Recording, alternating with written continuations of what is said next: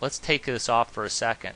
You can see if the stock rises by $2 to $20, you make a $2,000 profit. If you add the insurance, your profit is only $1,518. So it does limit your upside potential, but not dramatically. If the stock continues to rise, you make unlimited profits.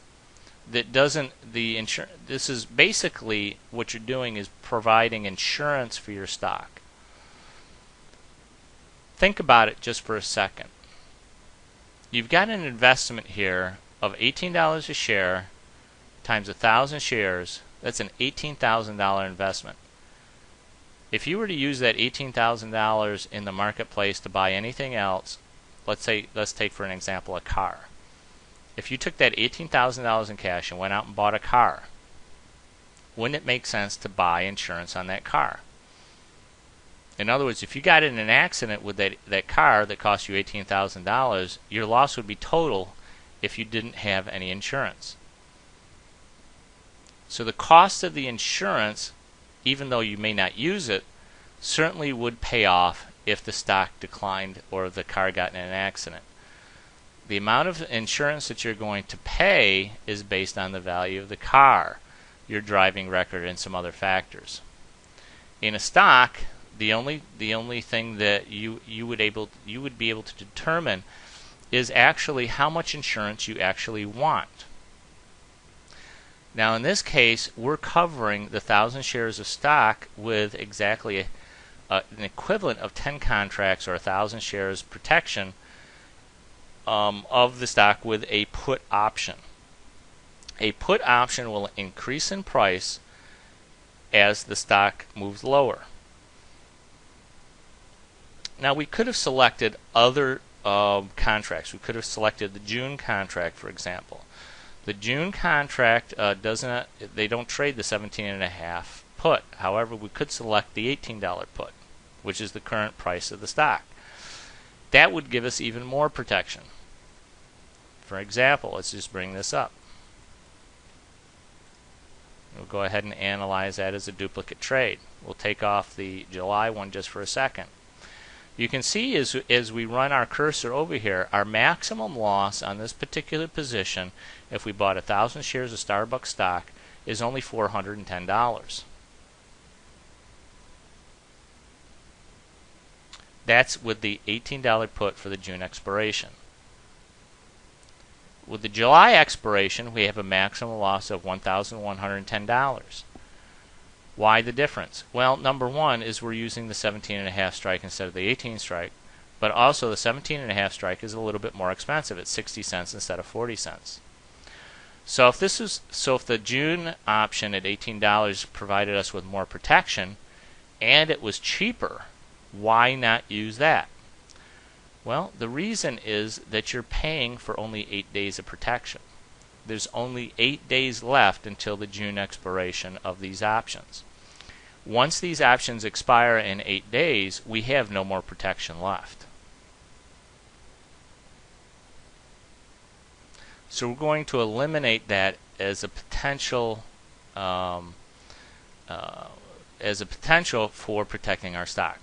We don't want to pay 40 cents for 8 days of protection. Instead, we would use the July options, which would give us 36 days of protection. That's quite a bit of a difference, even though we're paying 20 cents more for that option. Now, the July options do not have an $18 strike price. They have a $17.50 and they have a $19 strike price. So our options are limited. We can't go to the $18 strike price. We can only go to one of the strike prices that are available in the option chain. If we go back to our Analyze tab for a second, and we decided that yes, we're going to buy 1,000 shares of Starbucks stock at $18 a share, what are our other options for protecting our position? Well, we could buy the same number of options at the July 17.5 put options at 60 cents, or we could buy something a little bit more conservative. If let's say the scenario based on our analyze tab is not acceptable to us. We're not willing to lose $1,110 if the shares of Starbucks declined. Yes, we like the upside potential, but we're not willing to take the risk if of $1,000 if the stock were to decline at before the expiration of the July options. In order to protect our stock at a more conservative rate, we would have to raise the strike price. In other words, we'd have to go a little bit deeper or closer to the money. Now remember, in the July options, there was not an $18 strike price, so we can't use that one. The next strike price that we'd have to go to is the $19 option. The $19 option would cost us $1.42. Now that's quite a bit more cost and protection. In fact, if we go back and take a look at this, if we go to the $19 strike price for the July options, it's going to cost us $1.42 times 10 contracts is $1,420. That's quite a bit of insurance to pay, even though it is 36 days out. But what does that do to our analysis tab? Well, in our analysis now, our maximum loss on this position is only $440, and it still relatively remains our upside potential intact. We don't make as much on the upside potential now without the insurance. Remember, we make about $2,000 for a 2-point move up in the stock, but we also lose $2,000. With our insurance, even though it costs us $1,400, we still have $1,000 of upside potential if it moves up $2. But our maximum loss at $2 down is only $410. So it does limit our risk quite a bit. Our maximum risk on the entire trade, and it doesn't matter how low the stock goes. Let's say we wake up tomorrow morning and Starbucks is trading at $5 a share.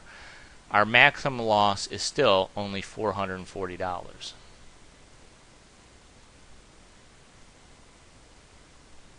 So the amount of risk that you take in a stock is really dependent upon how much risk you want to take. Let's take another scenario. Let's say you're very aggressive and you think that there's no way that Starbucks is going to drop back down to, let's see where it was. I mean, it was down to as low as $15.50. So you agree with the idea that, having insurance on your stock in the form of purchasing a put option is a good idea, but you're very aggressive on the stock and you think that it's not going to go down to $15. So you buy, let's take a look at our trade tab again, and we'll only look at the July options, and we'll take a look at those $15 strike price options. We only want catastrophic insurance on our stock. In other words, if it opens up $5 lower and it's trading at around $14 or $12.50, then our $15 put options should be worth at least $1, $1.50. But what does that do to our profit and risk and reward analysis here? Well, if we drop down and we go down to the $15 strike price, it's only going to cost us 10 cents. That's not a bad deal. 10 cents of insurance would cost us on 10 contracts, which is equal to 1,000 shares of stock. It would only cost us $115. That's a relatively inexpensive insurance policy. But if we look at our analysis tab, our maximum risk has now jumped from $440 to $3,110. That's even worse than the 17.5 strike price that we had analyzed in the beginning. Yes, our upside potential is intact because we could gain $1,900, which is almost the full amount, even if we didn't have the insurance. If we took the insurance off, we'd have a $1,990 profit on a $2 move up in the stock. But if we added the insurance, our upside potential is only reduced by about $95 or $90. So the upside potential remains intact. However, if we took a look at the downside, if the stock does drop by $2, we'll lose $1,670.